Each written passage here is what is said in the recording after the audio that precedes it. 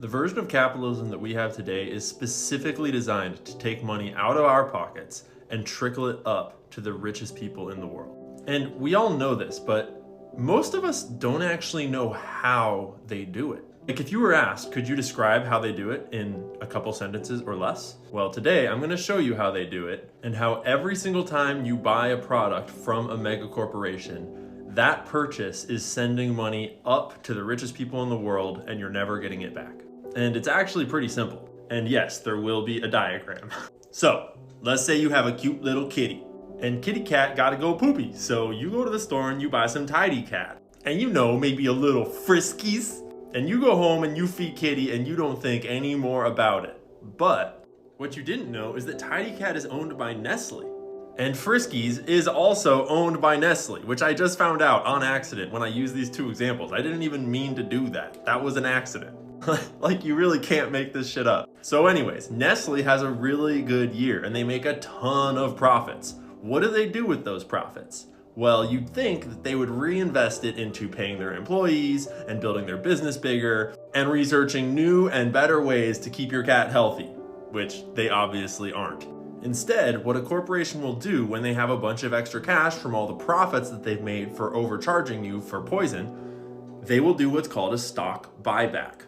A stock buyback is when the company buys back their own shares off of the market, so they reduce the number of shares that are being traded using their own money. This was illegal until 1982 when a certain president was like, oh yay, capitalism. And then green bars are the stock buybacks. They got more and more and more popular until 2008 crashed, but then they got more and more popular again, and they're on a tear right now. And what that does is it inflates the price of the stock because suddenly there's less of it to go around, and so it's more valuable. So everyone that holds stock of that company gets more money. And that's logical enough. It makes sense, just supply and demand. But the problem is who owns all the stock in the world. This is a graph showing how much of the stock market is owned by different wealth classes. The top 1% owns 53% of the stock market, and the bottom 50% doesn't even register on this graph. So we are mostly all this yellow line. So when stock buybacks happen, we get nothing, and the top 1% gets a lot of money. And stock buybacks have become really popular because CEOs get mostly paid in stock.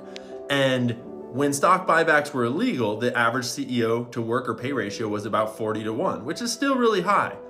Nowadays, it's like 350-1 on average because they're getting paid in stock and then they're buying back that stock because they're in charge and they're inflating their own paydays. Oh, by the way, did I mention that the CEOs are allowed to write their own pay compensation packages and then they just put it to the shareholders to vote whether or not they accept it? And obviously they always accept it because guess who owns all the stock that votes? That's right, we already covered it. They all own each other. And while we're on that topic, when you do a stock buyback of Walmart shares, for example, all these guys who own a huge amount of Walmart shares, they get a lot richer too. Everyone here gets richer, except for us.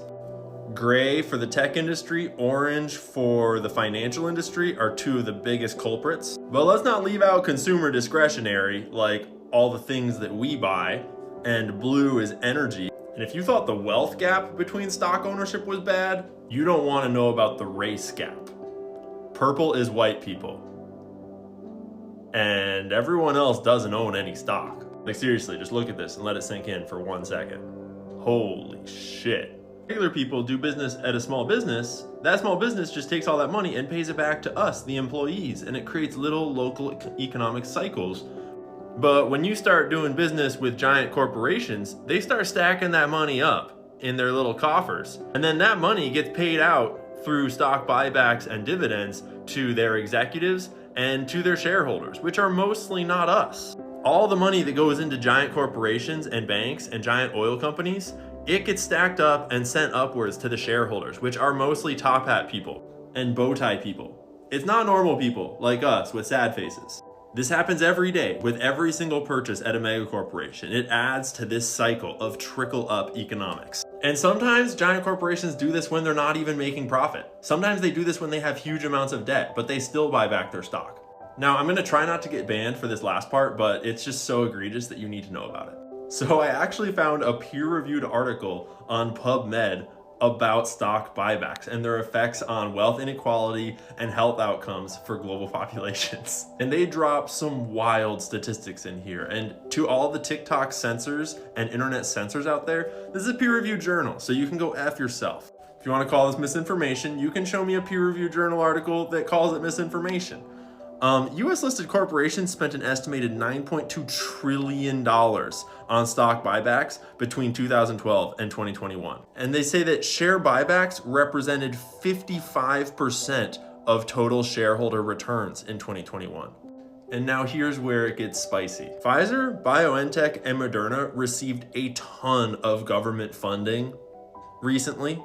Moderna reportedly received nearly $2.5 billion of federal funding during Operation Warp Speed.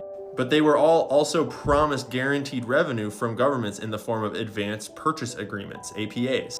In 2020 alone, Pfizer and BioNTech entered APAs worth a total of $17.7 billion, and Moderna entered APAs worth $7.4 billion.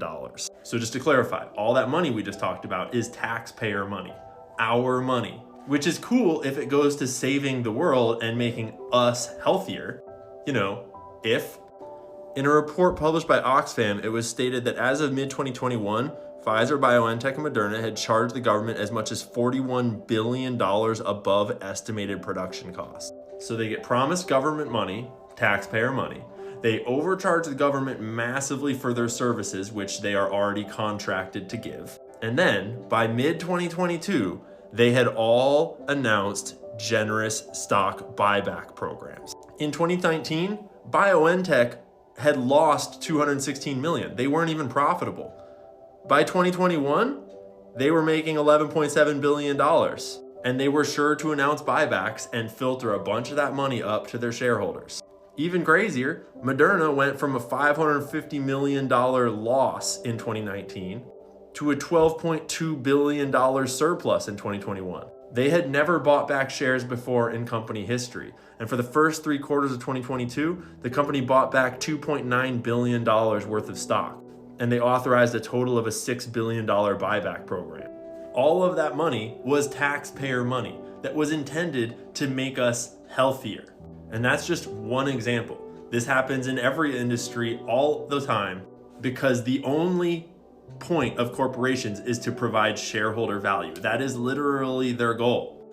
They are legally required to maximize shareholder value or else they get fired from their jobs because that is their only job. And it just so happens that the CEOs that are captaining that ship are paid in shares. And so their job is to maximize their own profits. And that's how we get CEO pay ratios of 350 to 1 and more. This data is a decade old now, but back in the 2008 collapse was the first time in a long time that the top 1% had more than the following 9%. The last time that the top 1% was richer than the top 10% was during the Great Depression. And this was 10 years ago. Imagine what this looks like now. And now imagine that instead of feeding Kitty Nestle products, you had gone and bought products from a family-owned business that was using that money to pay their workers in their local community. You see where I'm going there? Kitty is happier and the planet is happier. Everyone's happier. That is why I make the spreadsheets that I make. That is why I say we should support small businesses. That is why I made that whole video about Megacorp, because this black section is the section doing what I just talked about. And that is why we are not stoked. And that is only one of the ways that they take our money every day. But the whole system was designed to trickle money upwards and to leave it there and to never give it back. And that is why you should support local, small, family and founder-owned businesses. It makes a way bigger difference than you might think.